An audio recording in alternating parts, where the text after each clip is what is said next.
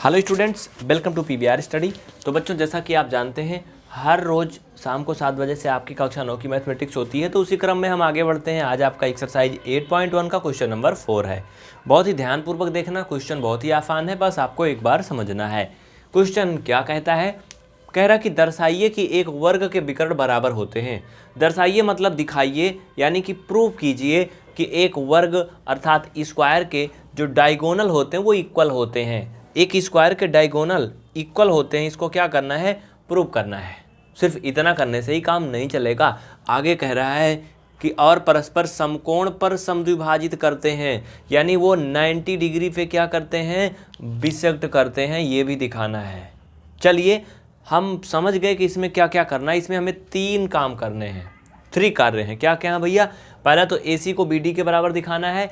AC ये क्या है? डायगोनल है ABCD का, हाँ। और BD ये भी क्या है? डायगोनल है, क्योंकि एक स्क्वायर में 2 डायगोनल होते हैं, 2 विकर्ण होते हैं। तो पहले हम इनको बराबर प्रूव करना है। बराबर इनको हम कब कर सकते हैं? हमें ये AC और ये BD को बराबर करना है। तो हम ये त्रिभुज और ये त्रिभुज, जिसमें मैं हाथ रखा हूँ, ये पूरा पूरा, और ये दोनों लेकर के इनको कांग्रुएंस अगर सिद्ध कर दें तो हम जानते हैं CPCT से करस्पॉन्डिंग साइड क्या होती हैं? इक्वल होती हैं, फिर बराबर हो जाएंगे। तो चलिए लिखते हैं। यहाँ पे लिखो बच्चा आप लोग, त्रिभुज कौन कौन? ABC और BAD या फिर DAB, ठीक है। लिखो ABC और त्रिभुज BAD से। अब ध्यान देना, त्रिभुज ABC यानी ये त्रिभुज जहाँ पे मेरी लाइन जा रही पेन, ये त्रिभुज, ये, हाँ ये, ठीक है। इसमें और ये त्रिभुज, ये ध्यान से देखो इन दोनों को, BAD यानी इधर का ये त्रिभुज, इधर का ये त्रिभुज हम लेके चलेंगे। तो बच्चा देखो, इसमें AB के बराबर है। AB क्यों? क्योंकि जब हम ये त्रिभुज ले रहे हैं तब भी हमारा AB यूज हो रहा है, ये ले रहे हैं तब भी AB यूज हो रहा है। तो हम लिख सकते हैं AB इक्वल AB। क्यों? ऐसा हम क्यों लिख सकते हैं? रीजन लिखो कोष्ठक में, कॉमन है। क्या है भैया? ये कॉमन है। Okay, correct. आगे देखो, अब अगर ये दोनों क्या कर रहे हैं? कांग्रुएंस है। अभी तो सिद्ध नहीं हुआ, फिलहाल हम सिद्ध कर रहे हैं। इसमें अगर आप ध्यान दो तो कोण B और कोण A भी बराबर है। कोण B और कोण A काहे लिए बराबर है? तुम कहोगे काहे बराबर है भैया? बराबर इसलिए है बच्चा क्योंकि दोनों 90 अंश हैं। हमें पता है ना कि एक जो वर्ग होता है उनके चारों कोण 90 होते हैं, पता है, होते हैं ना। तो एंगल A यानी ये पूरा पूरा एंगल, और एंगल B ये पूरा पूरा एंगल, दोनों 90 है ना। तो तुम यहाँ पे लिख सकते हो एंगल A, चाहे एंगल A लिखो या फिर BAD और BAC लिखो, सीधा सीधा AB लिख दो, ठीक है। लिखो angle B equal angle A। ये बराबर क्यों है? लिखो दोनों 90 डिग्री हैं, दोनों 90 अंश हैं। इंग्लिश में लिख देना बोथ आर 90 डिग्री। ओके, 2 चीज़ें बराबर हो गई। हमें पता है कि सर्वांगसम यानी कांग्रुएंस करने के लिए हमें एक और भी कोई चीज़ बराबर करना होगा, चाहे तो एक कोण बराबर कर दें या फिर एक भुजा बराबर कर दें। तो बच्चा देखो BC, अरे ये वाला त्रिभुज लोगे, हाँ, तो ये और ये भी यूज हो रहा है। तुम यहाँ BC को AB के बराबर कर सकते हो, हाँ, या फिर चाहो तो BC को AD के बराबर कर दो। मतलब तो वही हुआ यार। लिखो BC बराबर AD, ठीक है। BC AD के बराबर है। क्यों बराबर है? क्योंकि वर्ग है, वर्ग की चारों भुजाएं बराबर होती हैं। तो रीजन लिखोगे कोष्ठक में वर्ग की भुजा, वर्ग की भुजा लिख दोगे, बस इतना हो गया। क्योंकि वर्ग की भुजा क्या होती हैं? आपस में बराबर होती हैं।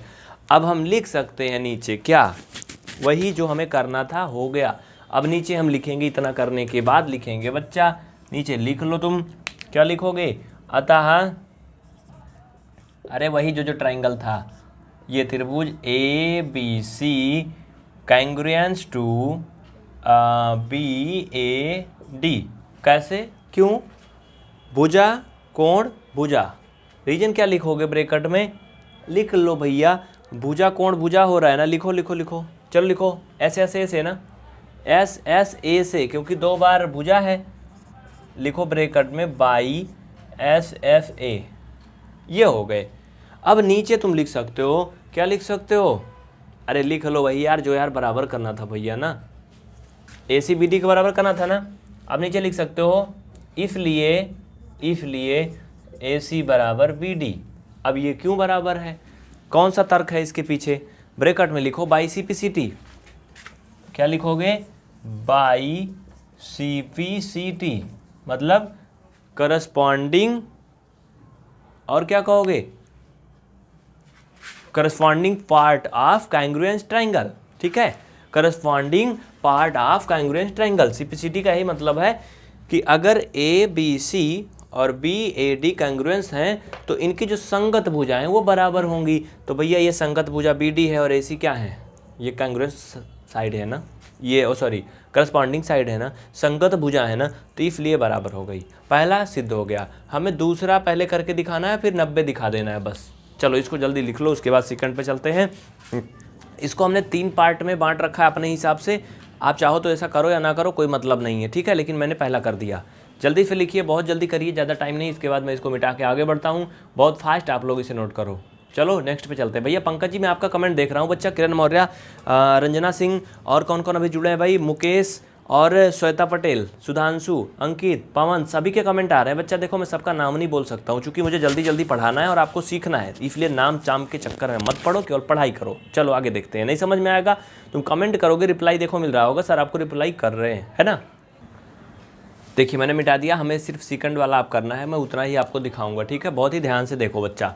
अब क्या करना है, अब हमें दूसरा चीज़ प्रूव करना है। वो क्या है कि जो AO है वो OC के बराबर है, OB जो है वो OD के बराबर है। हमें ये प्रूव करना है कि जो वर्ग के डायगोनल हैं, स्क्वायर के जो डायगोनल हैं, विकर्ण हैं, वो एक दूसरे को बिसेक्ट करते हैं, समद्विभाजित कर रहे हैं, बराबर बराबर भाग में बांटते हैं। हमें ये प्रूव करना है।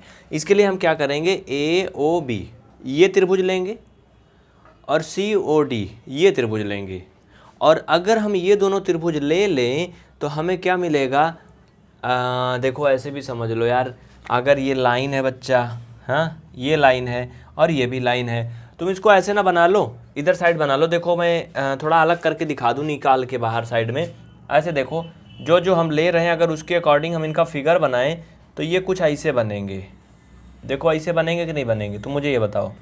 ऐसे बनेंगे ना, बनेंगे ना। यानी जो ये एंगल है और इधर साइड का अगर तुम देखोगे तो ये एंगल, हाँ, और इधर साइड का ये एंगल और इधर साइड का ये एंगल, ये क्या बनेंगे भैया? इन्हें ध्यान से देखो। अगर दो समांतर लाइन है, उनको कोई तिर्यक रेखा काटती है तो क्या होते हैं? जो एंगल बनता है वो क्या होता है? एकांतर कोण होता है। बोलो होता कि नहीं? बेसिक कॉन्सेप्ट सीखे हो तो बता दो, नहीं सीखे हो तो जाने दो। चलो देखो, तो अगर हम इनके कोणों को काउंटिंग कर लें, इसको मान लो एंगल A मान लें, इसको इधर मान लो एंगल 2 मान लें, ठीक है, उधर 3 मान लें, एक को 4 मान लें। देखो अब इसको हम क्या करेंगे, हमने इसको 1 मान लिया, इसको 2 मान लिया, इसको मान लो 3 मान लें, इसको 4 मान लें।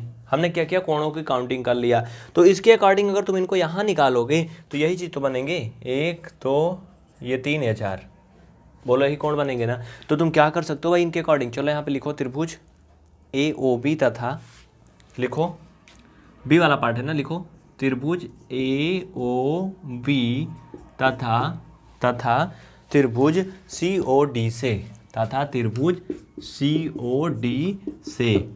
अब ध्यान दीजिए क्या करना है इनको, बहुत ही प्यारे ट्राइंगल हैं ये मैंने इनको अलग अलग निकाल लिया, ये ट्राइंगल और ये ट्राइंगल डमरू जैसे बना है ना। अब इनमें हमें देखो कोई भी साइड हम काट नहीं सकते हैं। अब अगर तुम ये देखो बच्चा, मान लो इनके नाम मैं लिख देता हूँ AB और इनके नाम CD, तो तुम ये देखो AB और CD दोनों पैरेलल लाइन है, दोनों पैरेलल हैं, उनको एक रेखा AC क्या कर रही है, जोड़ रही ना, मतलब तिर्यक काट रही ना। या फिर ऐसे ले लो BD क्या है, भी एक रेखा इनको क्या कर रही, तिर्यक काट रही है।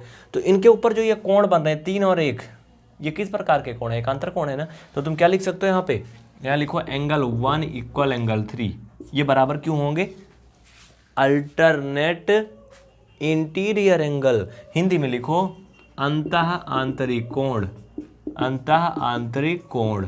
इंग्लिश वाले बच्चे लिखेंगे, क्या लिखेंगे, अल्टरनेट इंटीरियर एंगल। ओके, ये हो गए बराबर। इसमें और भी चीज़ें बराबर हैं, वो कहाँ बराबर है बच्चा, AB के बराबर है, ये AB के बराबर है। देखो काहे बराबर है, AB नहीं यार सॉरी, ABCD के बराबर है, क्यों बराबर है? हमने ये ट्राइंगल लिया है, तो बच्चा इसमें अगर तुम देखोगे तो ए बी सी डी के बराबर है कि नहीं है? कहोगे काहे बराबर? चूंकि एक वर्ग है, वर्ग की तो चारों साइड इक्वल होती ना। तो तुम लिखो यहाँ पर A B equal C D, reason में लिख लो वर्ग की भुजाएं, ठीक है, वर्ग की भुजाएं आपस में क्या होती हैं बच्चा? बराबर होती हैं। इतना ही नहीं, जैसे 3 और 1 बराबर है वैसे 2 और 4 भी बराबर है। लिखो एंगल 2 इक्वल एंगल 4, ये क्या है? ये भी वही है, अल्टरनेट इंटीरियर एंगल, अंतः आंतरिक कोण। लिखो अंतः आंतरिक कोण। बस हो गए, ये भी कांग्रुएंस हो गए, सर्वांगसम हो गए। ये क्यों हो गए? अरे यार एक त्रिकोण बराबर है, एक कोण और बराबर है, एक भुजा बराबर है, ए एस हो जाएगा, नहीं A S A, sorry A S A ना। चलो लिखो लिखो लिखो लिखो, अतः ट्राइंगल ए ओ बी, नीचे लिखो अतः triangle A O B congruence to triangle C O D. अरे इतना होएगा तब तो बन गया काम ना। चलो हो गया ना, लिख लिया। चलो जल्दी करो, इतना उतार लो, फटाफट लिख लो। ये कैसे हुआ? लिखो जन लिखो बाई ए एस ए, ठीक है। ए एस ए से क्या हुआ? ये दोनों कांग्रुएंट प्रूफ हो गए। अगर ये दोनों सर्वांगसम हो गए तो हमें पता है इनकी जो करस्पॉन्डिंग साइड है इक्वल होंगी। तो बच्चा अगर तुम ले लो यहाँ पर ओ मान लो, तो ए ओ की करस्पॉन्डिंग साइड क्या है?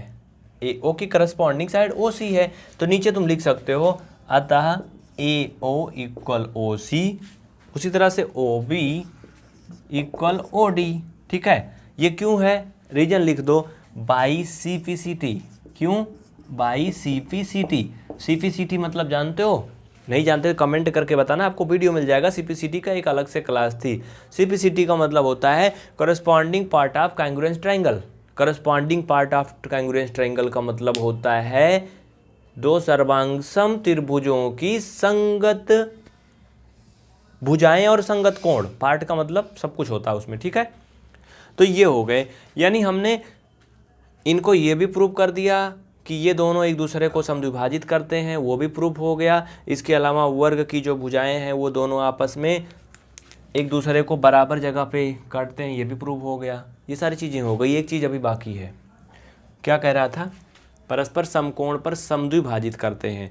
ये परस्पर समद्विभाजित करते हैं, ये तो प्रूफ हो गया, हाँ, लेकिन समकोण पर नहीं हुआ। उसके लिए हमें अभी एक काम और करना है। हमें दो ट्राइंगल इसमें लेकर के बच्चा इनको एक बार फिर से और जो बचे हुए हैं उनको कांग्रुएंट करना है। उसके बाद फिर ये 90 के बराबर आ जाएंगे, तब हो जाएगा प्रूफ। इतना लिख लो, उसके बाद आगे बताते हैं। जल्दी करो, लिख लो, फटाफट लिखो। हो गए ना? बहुत जल्दी करो, स्क्रीनशॉट ले लो भैया, जल्दी करो। और हाँ, जो बच्चे चैनल को सब्सक्राइब नहीं किया, अगर इसे यूट्यूब या फेसबुक पे डेमो के रूप में देख पा रहे हैं तो चैनल को सब्सक्राइब और फेसबुक पेज को लाइक जरूर करें। वीडियो का डिस्क्रिप्शन देखें, उसमें बहुत सारी डिटेल दी गई, आपके काम की है। चलो जल्दी आगे करो। देखो बच्चा, एक बात और समझ लो, इतना करने के बाद तुम इसको पहले ना लिखना। अभी ये लाइन, इतना जो भी मैंने नीचे किया था उसको करने के बाद आप लिख लेना, अतः सिद्ध हुआ कि विकर्ण एक दूसरे को समद्विभाजित करते हैं। अतः सिद्ध हुआ कि विकर्ण एक दूसरे को समद्विभाजित करते हैं। लेकिन ये कह रहा था समकोण पर करते हैं, इसलिए अभी हम समकोण नहीं सिद्ध किए हैं, उसको भी दिखा देते हैं अलग अलग पार्ट में, ठीक है।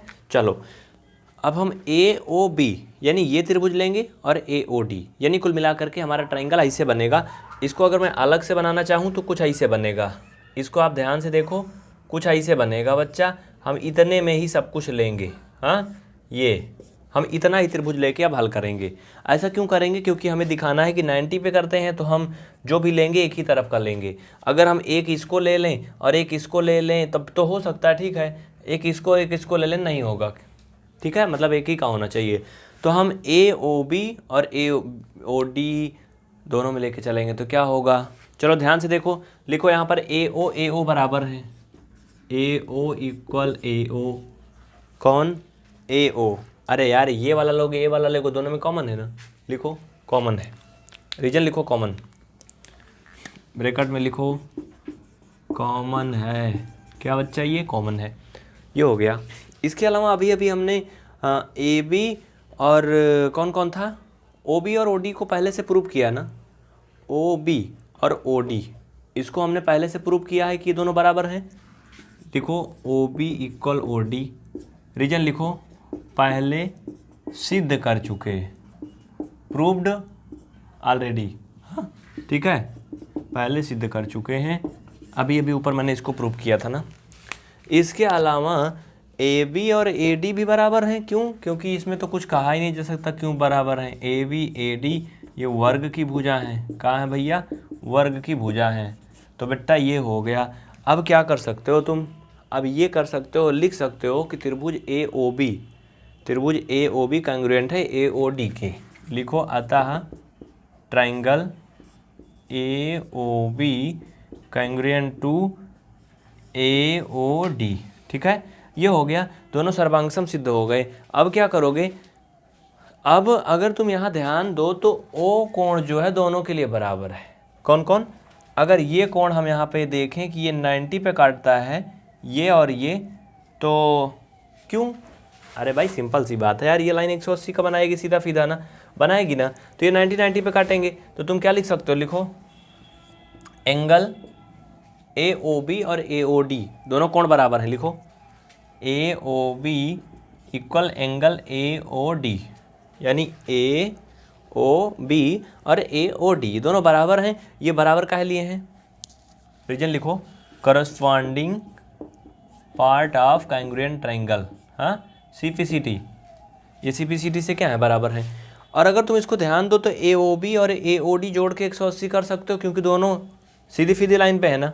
तो नीचे लिखो ए ओ बी धन ए ओ डी इक्वल 180। हम ऐसा क्यों कर रहे हैं? चूंकि हमें 90 सिद्ध करना है, इनको समकोण पे काटते प्रूव करना है, इसलिए इसको हम अपना काम बनाने के लिए कर रहे हैं। हाँ, क्योंकि भैया ये बी डी जो है ये सीधे सीधी लाइन है, और यहाँ पर देखो ये दो कोण बन रहे, दोनों 180 का बनाएंगे, सीधा बनता है तो ना। अरे इसको ऐसे उल्टोगे तो क्या बनेगा? दिमाग लगाओ, कक्षा 9 में पहुँचे हो ना बच्चा। अब यहाँ पे आप ध्यान दो, ए ओ बी ए ओ डी के बराबर है, तो हम ए ओ बी वैसे लिख सकते हैं और ए ओ डी को चेंज कर सकते हैं। चेंज कर सकते हैं ना, देखो नीचे दिखा रहा हूँ।